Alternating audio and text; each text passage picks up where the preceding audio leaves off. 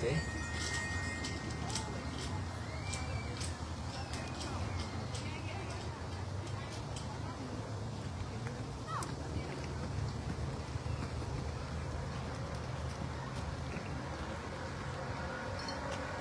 Bueno.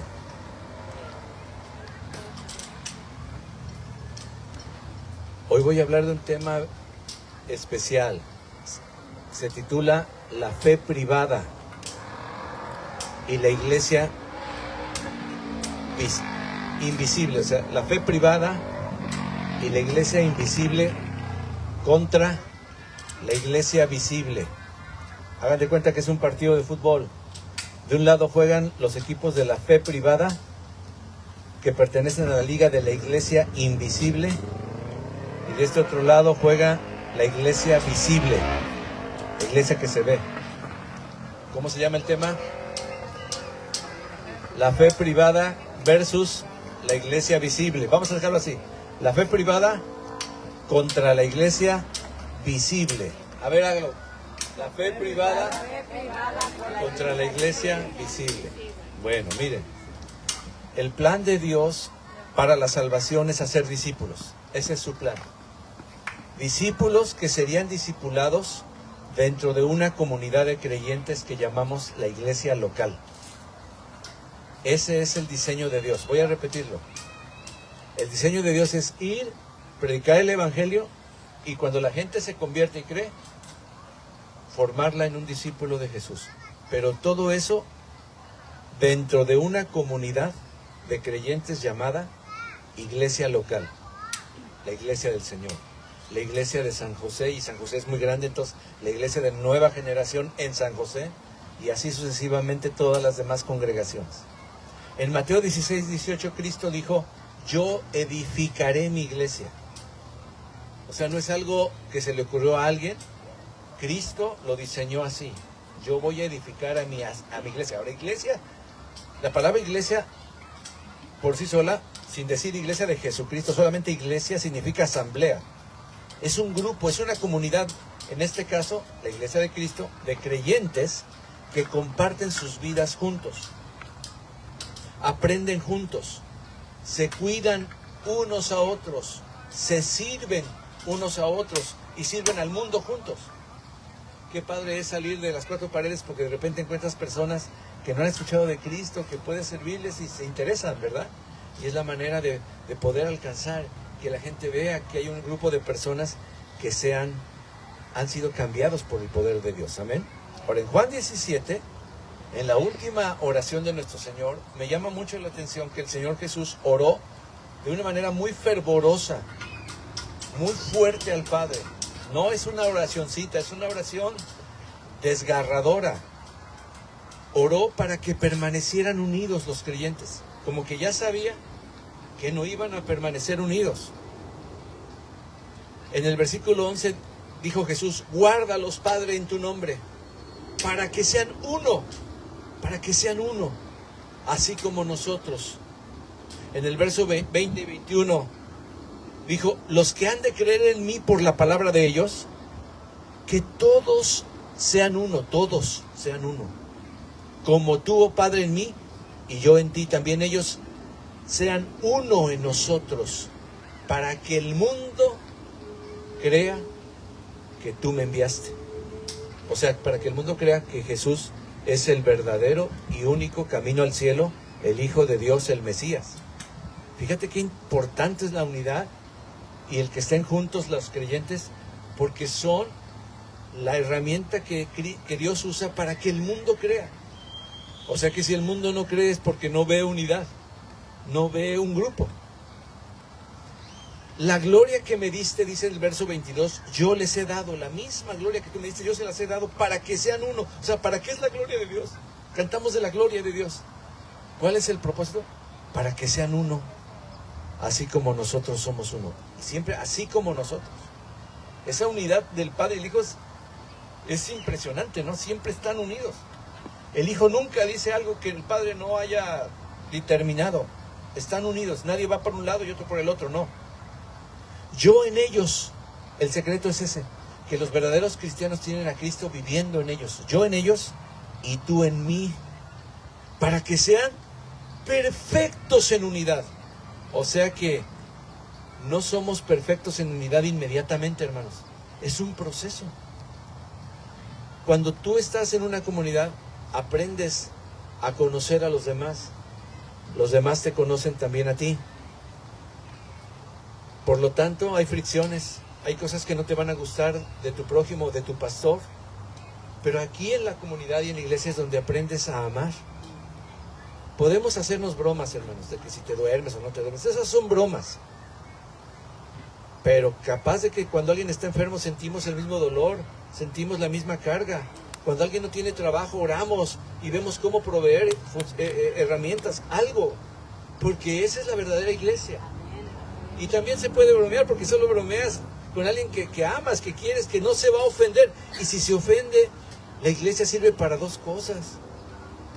Para que la persona se restaure. Para que la persona aprenda a pasar por alto el agravio. Porque, hermanos, cuando venimos sin Cristo, no pasamos una. Me la hizo, me la paga. Ay, pero me dijeron, se pasó de listo el pastor. La Biblia dice que en cuanto sea posible, haz skip el agravio. No lo tomes en cuenta, no seas tan quisquilloso. ¿Me estoy explicando? O sea, todo eso es lo que oró Jesús. Repito, yo en ellos estaba orando Jesús y tú en mí, para que sean perfectos en unidad. Para que el mundo conozca que tú me enviaste y que los has amado a ellos como también a mí me has amado. ¡Wow! Está fuerte, ¿no? ¿Qué propósito tan grande tiene el Señor en que los cristianos, así lo diseñó, se convirtieran y no vivieran su cristianismo solitos por allá, sino que pertenecieran a una comunidad de creyentes, a lo que llamamos la iglesia local? Por lo menos 5 veces específicamente Jesús le pidió al Padre Celestial, que su iglesia viviera en unidad, en comunión, junta.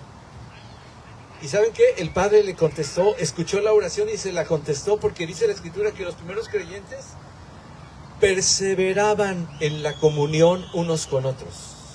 Voy a repetir esa palabrita, perseveraban. Quiere decir que hubo luchas, quiere decir que no todo fue fácil. Tú solo perseveras cuando tienes obstáculos, ¿sí o no? La hermana Rosalba ha perseverado en medio de este proceso de sanidad de sus riñones, en medio de este proceso. No es que es un proceso donde solo puedes decir perseveré si lo has intentado 1, 2, 3, 4 y has seguido adelante. Nuestros hermanos han salido, otros han salido y otros están saliendo.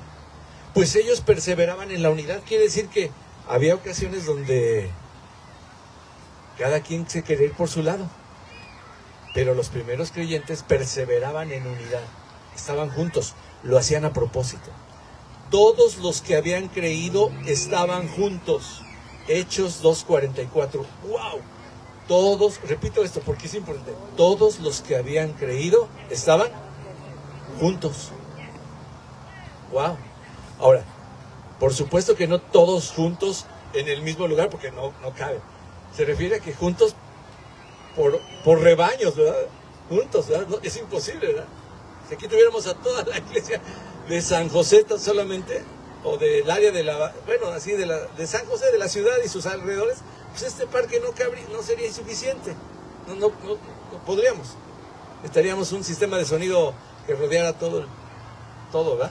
Imposible. Pero todos los que habían creído estaban juntos, no estaban solitos uno con otro. Y perseverando unánimes cada día en el templo, se iban al mall. El templo era el mall de ese entonces. Se iban todos los días al mall a orar y a compartir de Jesucristo. Pero unánimes. La palabra unánime significa en una sola alma, con un solo corazón. Y luego dice, y partiendo el pan en las casas, hoy estamos en un parque, comían juntos. Así que les pido que a la hora de la comida no se vaya con su sándwich para el arbolito que está hasta allá. ¿Me explico? Siéntese a la mesa, júntese 2 o 3 sillas y compartan el bolillito, ¿no? Comían juntos con alegría y sencillez de corazón. No necesitaban un caviar, no sé si estaban cubiertos así de oro y plata, no, con sencillez de corazón. Y mira, el Señor añadía cada día el número de ellos, de los que iban siendo salvos. Añadía el Señor. O sea, el Señor iba, o sea, por favor, escucha este versículo. El Señor añadía. O sea, no salvaba y los dispersaba. No, los añadía. En otras palabras, los congregaba, los juntaba para que se entienda mejor. Añadir, cuando tú añades algo a un envase, pues lo pones dentro del envase, ¿verdad? Tú añades. No restas, sino añades. Hechos 4:32. La congregación de los que creyeron era de un corazón y un alma. Ninguno decía ser suyo lo que poseía, sino que todas las cosas eran de propiedad común. No era mi coche, no era mi stand, no era mi micrófono, era el micrófono de la comunidad. Era el coche que Dios usaba para ayudar a llevar y traer a la comunidad. Bueno, como podemos mirar, el plan de Dios fue y sigue siendo que la vida en Cristo de todos los que llegan a ser hijos de Dios. ¿Cómo llegas a ser hijo de Dios? Bueno, llegas a ser hijo de Dios según la palabra de Dios al recibir a Jesucristo como su Rey, como su Señor. Que todos los que se conforman y llegan a ser hijos de Dios vivan en comunidad. Vivan en comunidad. A ver, repítelo. ¿Que vivan en qué? En comunidad. ¿Qué es comunidad? ¿De dónde viene la palabra comunidad? Unión común. Algo que los une. ¿Ahorita qué nos une? Ahorita en este tiempo. Pues el fútbol, ¿verdad? Mira, está Argentina por allá. Con todo y las trampas de la FIFA, pero ahí está, ¿verdad? USA. Con todo y la ayudadota de la FIFA, ¿verdad? No, pues digo, yo sí reconozco que Argentina es un gran equipo, pero tampoco, ¿verdad? Hay que orar para que Dios purifique. Bueno, estamos en el mundo, hermano. Siempre va a haber eso. Siempre va a haber eso. Pero no se puede disfrutar ni de un partido. ¿A ti te gusta? A mí no me gusta ver un partido solo, hermano. O ir al cine solo, como algunos. Yo no entiendo las generaciones que van al cine solitos y su alma, solitos y sus palomitas. Oye, no. ¿Con quién comparto? ¿Con quién me emociono? ¿Quién me dice cada vez que... ¿Con quién? Con mis hijos, ¿verdad? Voy con mis hijos y cuando quiero decir algo me emociono. Me dicen, papá, estamos en el cine, cállate. No, pues se trata de disfrutar con todos. Bueno, una de las revelaciones más fuertes y claras de la palabra de Dios es que cuando una persona se arrepiente y cree en el Evangelio, es el mismo Espíritu Santo quien lo integra al cuerpo de Cristo, que es la iglesia. Voy a repetir esto. Está muy claro en su palabra, no se me distraiga. Shh. Silencio, por favor. En su palabra está muy claro esta revelación, que cuando una persona se arrepiente y cree en Jesucristo, en el Evangelio, le hablan el Evangelio bíblico, no cualquier Evangelio, ¿no? Sino lo que dice la Biblia, y la persona se arrepiente, el mismo Espíritu Santo que lo convenció de su pecado, el mismo Espíritu Santo que le reveló la cruz, que le mostró quién era Dios, ese mismo Espíritu lo integra inmediatamente, lo hace parte inmediatamente del llamado cuerpo de Cristo, que no es otra cosa más que la iglesia. El cuerpo de Cristo se le llama la iglesia. Una de las figuras que más se desarrolla en la Biblia para describir la iglesia de Jesucristo, pues es el cuerpo humano. La Biblia afirma que la iglesia es el cuerpo de Cristo, dando a entender que Cristo es la cabeza y que todos los miembros conforman su cuerpo. Todos conformamos su cuerpo y Él es la cabeza. Por lo tanto, es antinatural, ¿verdad? Tan siquiera pensar en una persona que se diga hija de Dios, que se diga creyente en Cristo y que viva su vida cristiana sola, que viva su vida cristiana independiente de los demás. Hoy estamos en el mes celebramos la independencia, ¿no?, de los Estados Unidos. Y dentro de unos meses vamos a celebrar la independencia de un montón de países de Centroamérica y México. Pero Dios no nos hizo libres del pecado para ser independientes de Él o independientes de los demás. No, somos interdependientes unos de los otros. Yo aprendo de ustedes, ustedes aprenden de mí, y yo ejerzo mis dones dentro de la comunidad. Cada uno tiene un don, cada uno tiene una manera, algo que puede aportar para otro. Y eso no se puede hacer a menos que vivamos en comunidad. Ahora, aquí viene lo crudo del tema. Ponme atención. ¿Por qué estoy hablando de esto?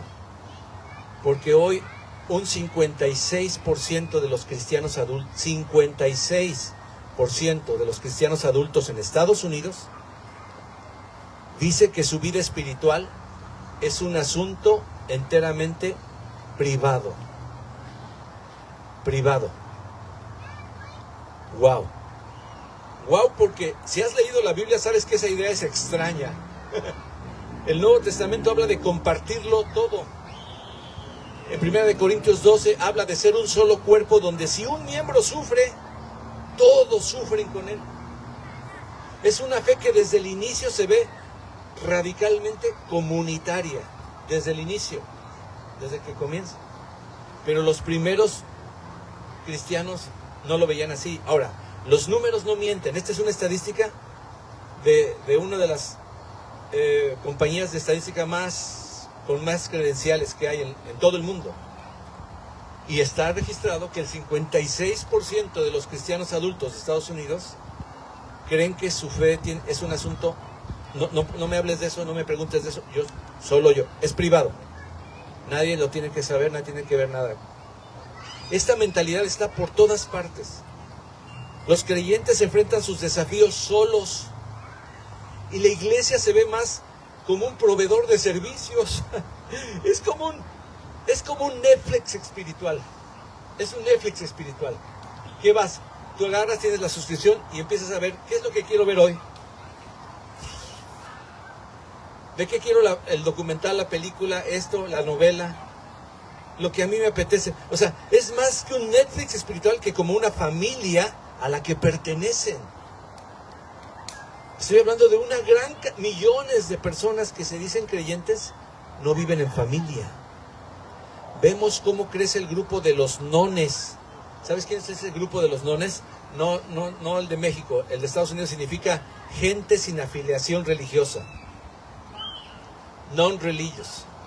Sin afiliación religiosa. Esos son los nones. Pero hay otros más simpáticos. La gente sin afiliación religiosa ya son el 29% de los adultos en Estados Unidos. 29%.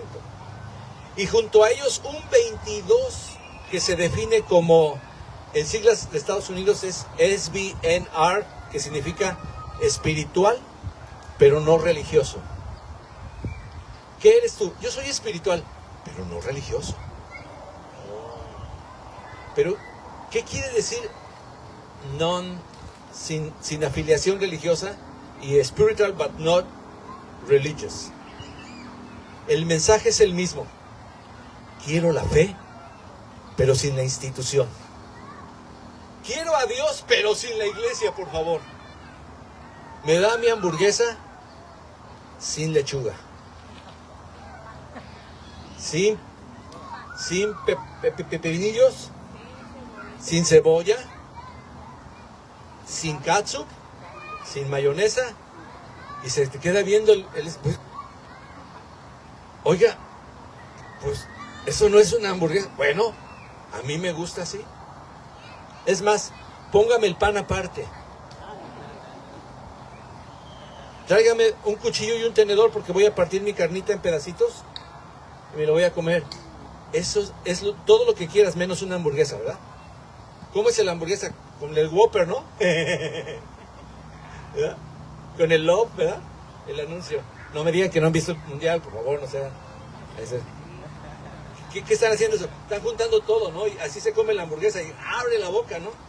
Oh, hasta me duele aquí porque yo no puedo abrir la boca muy ancho. Tengo la mordida falsa y ya la estoy abriendo demasiado ahorita. Solo la abro así.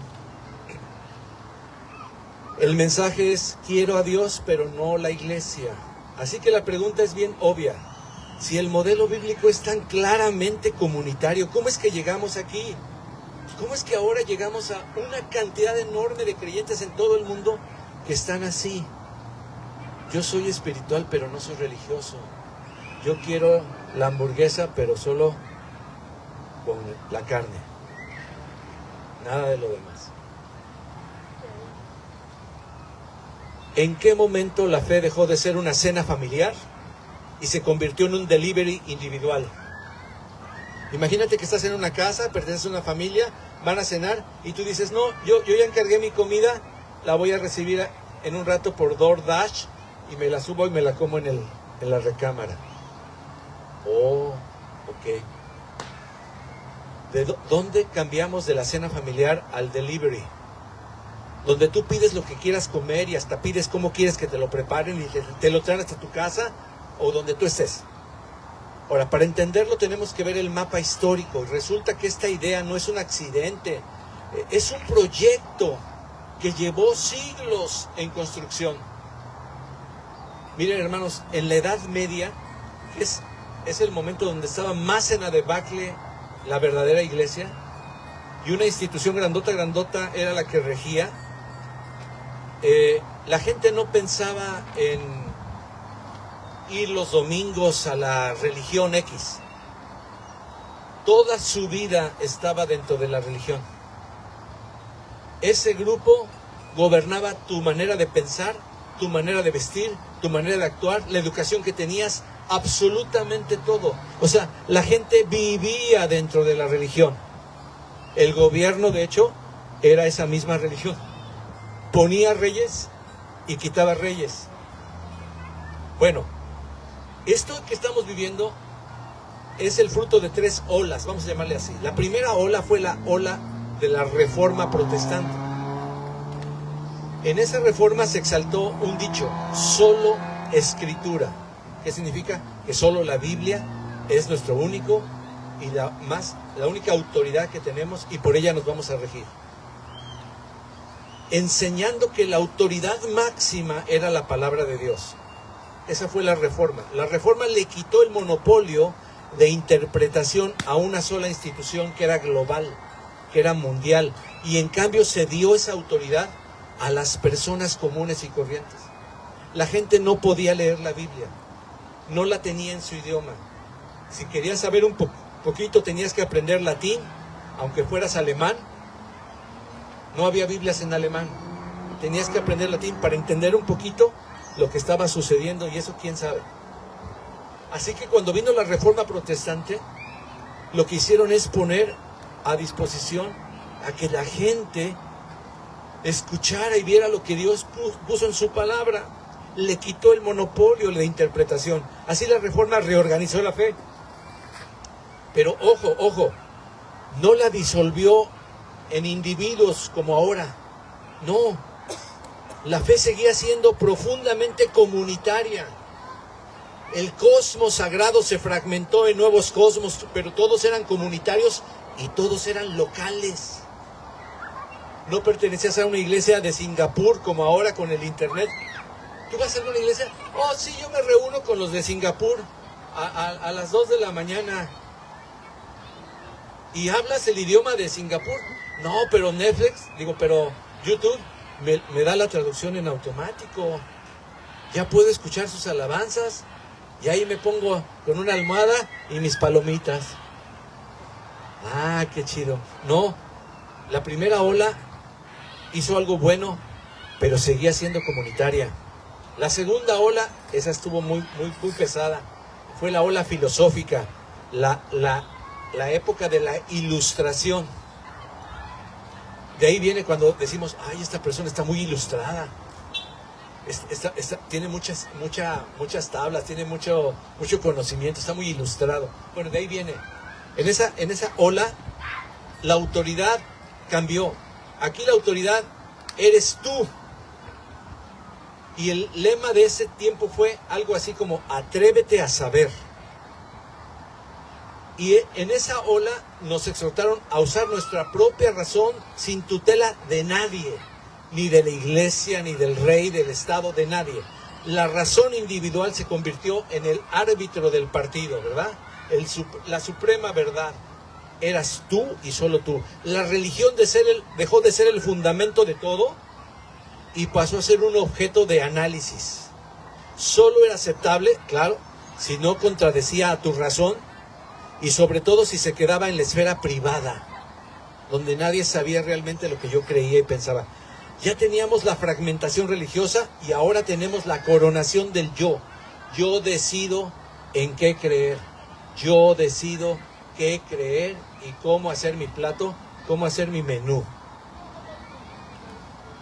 Esta última ola todavía no disolvió el pegamento, pero hubo una tercera ola que sí nos dio en la torre a muchos. Es la revolución industrial. ¿Qué pasó en la revolución industrial? Usted lo sabe. Millones de personas dejaron sus pueblitos, millones de personas dejaron sus aldeas, sus comunidades, donde todos se conocían, donde todos se hablaban de tú, para ir a trabajar a las grandes metrópolis, a las grandes ciudades, donde no conocías a nadie. El horario que antes se regía por la tradición de tu pueblo o aún por la iglesia, ahora se regía por el horario de la fábrica. ¿Cuándo tengo día libre? Cuando me diga mi patrón. Y entonces se empezaron a vivir en comunidades de gente desconocida. Y actualmente sigue pasando. ¿Por qué estamos aquí en Estados Unidos? La mayoría por la revolución industrial. O sea, ya terminó eso hace mucho. No seguimos. Aquí es donde hay oportunidades y dinero. Aquí labores de albañilería tienen miles de dólares. Allá ser una persona que pone tire o que pone algo, azulejo o hace algo, no gana para nada lo que gana aquí una persona con tire. Un carpintero, ¿verdad? En tu país, ¿cuánto ganaría un carpintero? ¿Podrías vivir como has vivido? Imposible, hermano. Aquí los carpinteros son personas que hasta nos quitamos el sombrero. ¡Wow! Mi hermano tiene una compañía de esto, hasta de limpieza, brother. Pregúntale a las sirvientas en Latinoamérica cuánto ganan, cuántos empleados tienen. No, y trabajan en limpieza. No, aquí hay personas que tienen sus compañías de limpieza. Entonces, pero de repente llega Luis a un lugar que no conoce a nadie.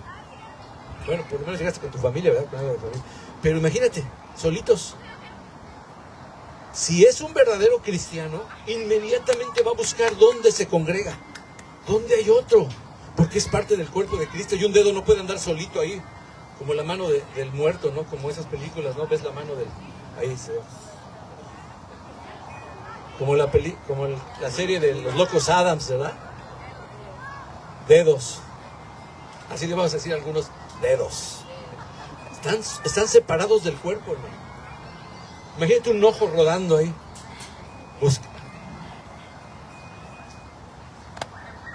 Bueno, la revolución industrial hizo que la comunidad donde todos se conocían cambiara a un anonimato, donde nadie conoce a nadie. Y así hoy llegamos a lo que llamamos la religión invisible. Invisible no significa que la religión haya desaparecido, no ha desaparecido, sino que dejó de ser una gran estructura pública y se convirtió en un proyecto privado. Un proyecto privado. El individuo moderno se encontró solo con la tarea de construir su propio sistema de creencias. Ahora las personas tienen acceso, hoy actualmente con el internet y con todo lo que hay. Cuando estuvieron en la metrópoli, pues había gente de todos tipos. Entonces la gente inmediatamente, de la noche a la mañana, tuvo acceso a múltiples formas de pensamientos religiosos. Y la gente comienza a hacer su religión a la carta. Estamos en la era de la costumización, ¿verdad? ¿Cómo quiere su guisado? ¿Le ponemos esto? No, quítale el brócoli y póngale esto. ¿Y cómo quiere su carne? ¿Cómo la quiere? Medium well. Yo sí la pido. No, pero a mí me gusta medium no sé qué. Y tuve que aprender, ¿verdad? Porque me daban muchas opciones. Yo tenía que hacer mi plato. Ahora la gente hace su plato. Y aparte estamos en la era de la originalidad. Todo el mundo quiere tener su video, sus lights. Y entonces, que no sea copia, ¿verdad? Aunque usen la misma inteligencia artificial, tratan de hacerlo diferente, ¿no? Tratan de hacerlo indiferente para que haya originalidad. Entonces, tenemos dos grupos. De repente alguien, imagínate, hoy la gente dice, voy a tomar un poquito de religión cristiana, otro poquito de esotería, otro poquito de religiones orientales hindúes, voy a poner un poquito de autoayuda, un poquito de meditación, no sé qué, y así haces tu platillo.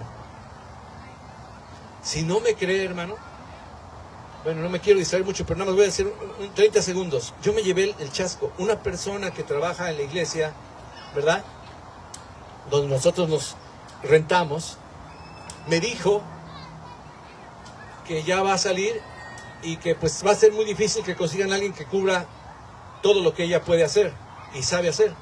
Y cuando pusimos a platicar, resulta que ella formó su iglesia. Formó una iglesia, la corrió, así se llama, correr como si fuera un negocio, ¿verdad? Dice, corrí mi iglesia, ¿verdad? La formé, esto y aquello, y yo me quedé, ándale, entonces tú fuiste pastora. Pues sí, yo predicaba, yo hacía esto, papá, yo formé mi iglesia. La tuve que dejar porque en la pandemia casi me muero y se la tuve que dejar a otro. Y entonces le dije así muy inocentemente, oye, ¿y de qué tipo era tu iglesia? ¿Cómo se llamaba, no? Bueno, se lo voy a decir en español para que no, si este video llega por allá no se entienda. Sagrados Fundamentos se llama ese. Y me dijo, era una iglesia ¿cómo dijo? Multifilosófica, multireligiosa, donde tomábamos de todas las religiones que me podían ayudar al ser humano, la autoayuda, esto y aquello. Exactamente como el que estoy describiendo, un plato de poquito por aquí, me llevé un chasco, dije, wow. Y yo que creía que ella, que no trabaja ahí en la institución, era totalmente diferente. Hermano, creo que está peor. Por lo menos donde estamos ahí, hacen un sincretismo entre cristianismo y un poquito de esotería, pero hasta ahí nada más. No, ella le mezcló de todo. Y la iglesia, sigue por ahí, pero ya la delegué a otra persona. Dije, wow. Hermano, ¿qué estamos viviendo? Es lo que estamos viviendo. Ahora tenemos dos grupos, los que ven su fe como privada y los que ven su fe como comunitaria. Ahora, escúcheme, para que no se malentienda, no significa que no es personal. Nosotros tenemos que creer personalmente en Cristo, tener nuestra propia comunión con Dios, nuestro devocional. Pero una cosa es personal y otra cosa es privada. ¿Entendemos la diferencia? Nuestra fe es personal, pero comunitaria. Voy a repetir. Nuestra fe, nueva generación, tiene una fe de cada individuo, pero es una fe comunitaria que pasamos por la palabra de Dios. Y lo que no esté de acuerdo a la palabra de Dios, pues simplemente tenemos un árbitro, se llama la palabra de Dios. ¿Me explico? ¿Algún conflicto? ¿Qué dice la Biblia? ¿Qué dice Dios en su palabra? Porque, bueno, ahorita vamos a entrar a eso. Ahora, el primer grupo. ¿Cuáles son las consecuencias de esto, hermano? Escúcheme con atención. Se popularizó o se está popularizando la religión sin iglesias.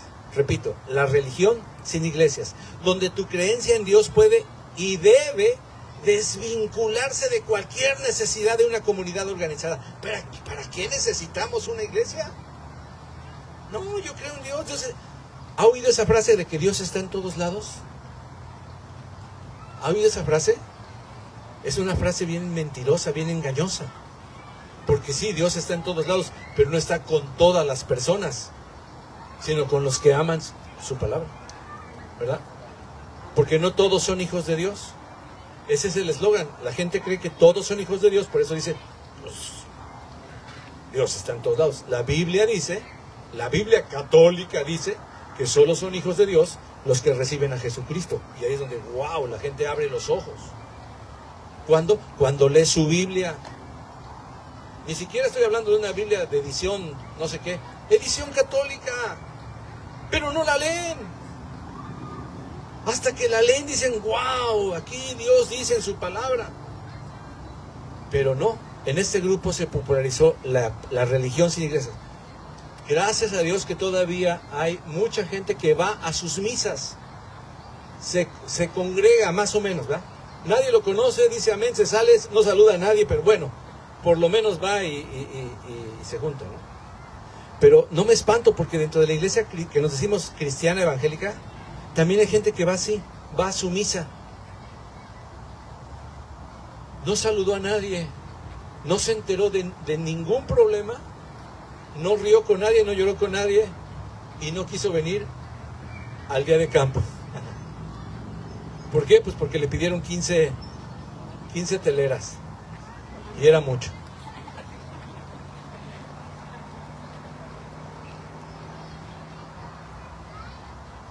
Eso dio paso a la teología subjetiva, donde la doctrina y la moral ya no se basan en las escrituras, sino que ahora dependen de la experiencia personal, de la institución. El individuo es el árbitro de la verdad, el que dice si algo es bueno o algo es malo. Y ya no es la revelación de Dios. Dios se reveló en su palabra, es su palabra la que nos revela a Dios. El hombre no puede encontrar a Dios por sí mismo. Dios es el que se revela en la creación y en su palabra. La religión se quedó en un rinconcito de casa, se volvió inofensiva, no molesta a nadie porque está privada. Cuando se les preguntó a este grupo si el progreso espiritual era importante, escúcheme bien, cuando se les preguntó en la encuesta, oye, ¿tú crees que el progreso espiritual es importante? Solo el 30% del grupo privado dijo que sí, el 30% de ese grupo, frente al 54% del grupo comunitario. Cuando yo leí estas encuestas dije, bueno, 54%, pero no me gustó, dije, debería haber sido el 100%. A ver, aquí estamos en un grupo disque comunitario, ¿verdad? Si yo les preguntara, ¿ustedes creen espiritual? Yo esperaría, yo desearía que todos, absolutamente todos dijeran, claro que sí, pastor, yo quiero progresar, yo quiero aprender, yo quiero vivir como Cristo, parecerme cada día más a Él. Pero no, solo fue el 54% que les pareció importante el progreso espiritual.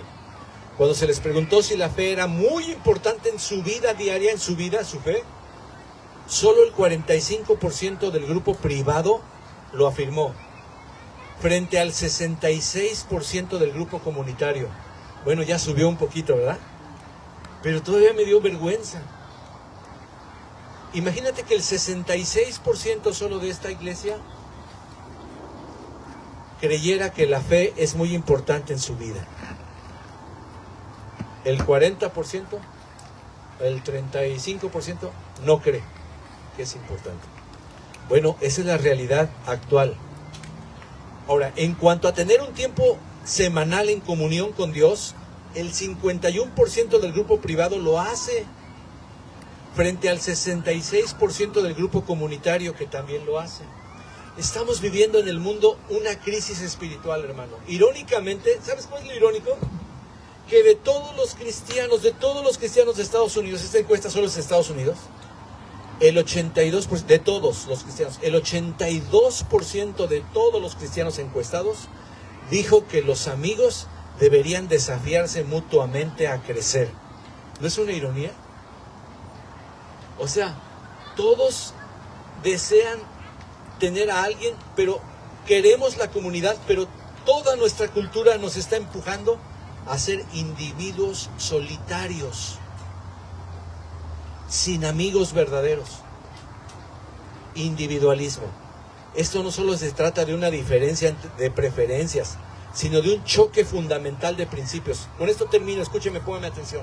El cristianismo histórico se basa en la revelación. La verdad viene de una autoridad externa que se llama Dios a través de las Escrituras. Y esa revelación es recibida, escúcheme, esa revelación es recibida y esa revelación es vivida dentro de una comunidad que se llama la Iglesia de Jesucristo. No es la iglesia fulana de tal. Es la iglesia que Cristo dijo, yo edificaré mi iglesia. Yo la haré crecer, mi iglesia. Por lo tanto, todo lo que hagamos tiene que tener el propósito de edificarnos, de hacernos crecer y madurar. Entonces, cuando alguien dice que su fe es privada, está chocando con los principios más importantes del cristianismo, que la fe no es tuya, viene por revelación. Este modelo exige cosas que nuestra cultura odia. Por eso está pasando. ¿Qué odia nuestra cultura? Bueno, sumisión. Porque la Biblia dice, someteos en el Señor unos a otros. Cuando yo les dije, vénganse más para acá, ustedes me hicieron caso, ¿verdad? Pero en lo natural dicen, ¿por qué? Si yo quiero allá, a mí nadie me manda. A mí nadie me manipula. O sea, el modelo de comunidad exige cosas que en la sociedad de hoy las odia. La sumisión, la obediencia. Ve a los niños. Lo que están viendo en la televisión y en sus redes les invita a desobedecer, a burlarse de sus papás, a reírse y a hacerle bromas del viejo. El mundo odia la sumisión, la obediencia, odia aceptar una moral que no venga de él. Nuestra moral no viene de nosotros, de lo que yo pienso, de lo que me educaron en mis abuelitos, viene de la palabra de Dios. ¿Amén? ¿Sí? En cambio, la religión invisible basa su autoridad en el yo, lo que se siente bien. En este sistema, ser un none, o sea, sin afiliación religiosa, o ser un espiritual pero no religioso, es la postura por default. Esa ya la tenemos.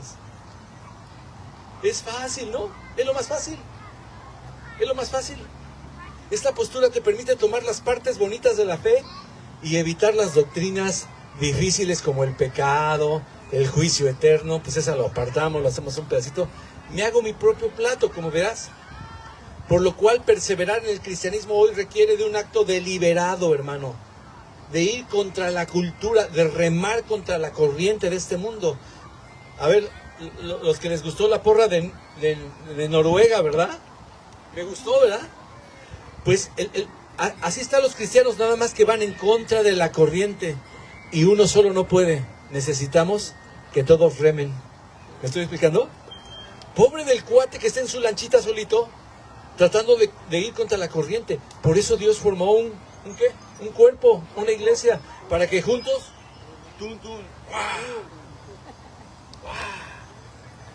y al rato vamos más rápido. Y al rato, ¿quién nos detiene, no?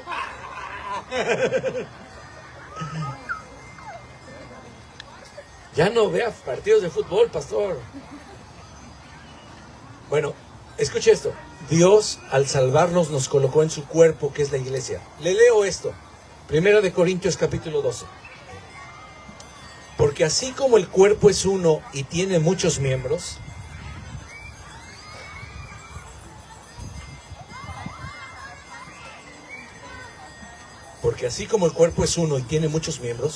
pero todos los miembros del cuerpo, siendo muchos, son un solo cuerpo, así también Cristo. Porque por un solo Espíritu, el Espíritu Santo, fuimos todos bautizados, metidos, sumergidos, integrados a un cuerpo. Sean judíos, sean griegos, sean esclavos, libres, ricos y pobres, a todos se nos dio a beber de un mismo espíritu.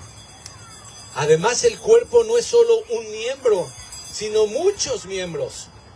Si dijera el pie, porque no soy mano, no soy del cuerpo, por eso no será del cuerpo. Ahora que estamos en este deporte de que se juega con los pies, ¿te puedes imaginar el mismo rendimiento de una persona que solo tuviera pies y cabeza y no tuviera brazos? Los brazos al correr te equilibran, hermano. Los brazos al moverse te dan fuerza para ir tras la pelotita. No debes meter los brazos, pero si no tuvieras brazos, los necesitarías. Y un portero, pues imprescindibles, ¿verdad? Imprescindibles. Si dijera el pie, porque no soy mano, no soy del cuerpo, por eso no será del cuerpo. Si dijera la oreja, porque no soy ojo, no soy del cuerpo, por eso no será del cuerpo, dice el apóstol Pablo. Si todo el cuerpo fuese ojo, un ojón, hay ojón, ¿verdad? Hay ojón. Si todo el cuerpo fuese ojo, ¿dónde estaría el oído? Si todo fuese oído, ¿dónde estaría el olfato? Mas ahora Dios ha colocado, repito esta frase, mas ahora Dios ha colocado los miembros, cada uno de ellos, en el cuerpo como Él quiso. Porque si todos fueran un solo miembro, ¿dónde estaría el cuerpo? Pero ahora son muchos los miembros, pero el cuerpo es uno solo. A ver, ¿qué sucede con alguien que permanece lejos del cuerpo? Se seca, se muere, o por lo menos se estanca. Miren, aquí hay trabajadores, ¿verdad, hermanos, que han sufrido accidentes? Aquí hay algunos que han sufrido accidentes en sus dedos, en sus muñecas, etc. Gracias a Dios todavía no conozco a alguien que haya perdido una falange. Pero dice la ciencia, dice la medicina, que si se te corta un dedo y lo mantienes en frío por un tiempo y vas con los especialistas, es posible que todavía te lo reinjerten y que vuelva a pegar, por así decirlo, y incluso con la terapia especial y una cirugía de veras reconstructiva, a volver a ser utilizado. Pero si pasa más de unas horas, no sé cuántas, pero algunas horas, ese dedo ya no sirve, se muere inmediatamente. Ese dedo pierde todo, se engangrena, ya no te lo pueden pegar. Y si te lo pegan, toda tu mano te la van a cortar porque se va a contaminar todo lo demás. Hay un momento, no puedes permanecer mucho tiempo. Yo conozco cristianos que se van 1 a 2 semanas de su iglesia, 3. Alguien les hizo cara fea, les sacó la lengua y un mes se van. Pero como son parte del cuerpo, no aguantan mucho. Se regresan. Quieren resolverlo. Van al cuerpo. Si no es en esa congregación, en otra, pero no se quedan ahí. Porque son parte del cuerpo de Cristo. Para mí es inconcebible que un creyente nacido de Dios no busque congregarse. Inconcebible, porque es parte del cuerpo. La Biblia dice, hijitos, ya es el último tiempo. Y según ustedes oyeron que el anticristo viene. Sí, ahora han surgido muchos anticristos. Por esto conocemos que es el último tiempo. Y luego dice, salieron de nosotros, pero no eran de nosotros. Porque si hubiesen sido, escucha esta expresión, si hubiesen sido de nosotros, habrían permanecido con nosotros. Pero salieron para que se manifestase que no todos son de nosotros. No todos. La Escritura nos manda a no dejar de congregarnos. ¿Qué sucedió con la bendita pandemia, hermano? Reveló el corazón de muchos que iban a la iglesia. Como empezamos a transmitir por las redes sociales, virtualmente, muchos dijeron, ay, me gustó, me puedo parar a la hora que quiera, apago mi camarita. Bueno, eso fue los que transmitieron en vivo. Pero todos los que transmitieron diferido, perdieron el 80% de su congregación. ¿Sabes por qué? Porque la gente rápido se acostumbra. Y la pregunta es, ¿son parte del cuerpo? ¿Dónde está el Espíritu Santo que te revele que puedes ser miembro de una iglesia virtual por el amor de Dios? Si estuvieras de evangelista, de predicador en la Patagonia, ahí sí te la paso, brother. Ahí no hay iglesias, ¿verdad? Si hay señal, bendito sea Dios que te puedas congregar virtualmente con alguien, pero no es el caso. No estás en el Himalaya, estás aquí. Mantengámonos firmes sin fluctuar la profesión de nuestra esperanza, dice el autor de Hebreos, porque fiel es el que prometió. Y considerémonos unos a otros para estimularnos al amor y a las buenas obras. No se puede amar y hacer buenas obras por telepatía. Tienes que estar con alguien, tienes que conocer a alguien. No dejando de congregarnos como algunos tienen por costumbre, sino exhortándonos, animándonos. Hermano, te esperamos ahí, vas a venir, hermano. Ahí está el pastor echando textos.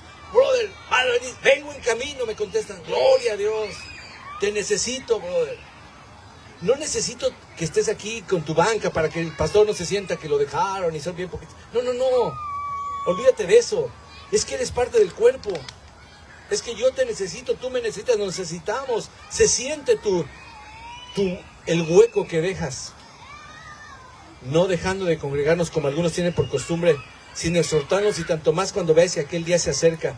Hermanos, ya en esa época ya había gente que acostumbraba ya no congregarse. O sea, somos los mismos humanos, hermano. Esto no es de ahorita, no es de las redes sociales, no es del internet. Ahora se ha agudizado, pero en ese tiempo algunos acostumbraban ya no congregarse. ¿Para qué? Cuando crecieron las iglesias e inventaron la mega iglesia, que no es bíblica, ¿qué sucedió? Que muchos prefieren ir a las mega iglesias porque son tantos que pasas desapercibido. Nadie se mete contigo. Nadie sabe si ofrendas, nadie sabe si vives como cristiano, no tienes amigos. Termina el servicio y sales a reunirte con tus verdaderos amigos del mundial, ¿verdad? Hablando del mundial, ¿tú ya me entendiste? A hacer bacanales y dices, ¿qué pasó? No, es que ya tuve mi tiempo religioso. ¿Dónde? En ese lugarzote donde nadie me conoce, donde yo puedo escoger a qué servicio ir. Me paré tarde, voy al de las 11. Me paré más tarde, voy al de las 2. Pero eso sí, quiero un show perfecto. Una alabanza que parezca producción musical de Broadway, ¿verdad? Así. Y un predicador bien, así, que anime, que me hable bonito, que me sobe la espalda. No dejando de congregarnos, tanto más cuando veas que aquel día se acerca. Termino. ¿Cómo recuperamos una vida comunitaria en un mundo que nos empuja a la dirección opuesta? ¿Cómo le hacemos? Bueno, hay que remar contra la corriente, ya dije. Hay que destronar el yo. Hay que ser humildes para abrazar las estructuras que Dios instituyó, honrando a la iglesia y a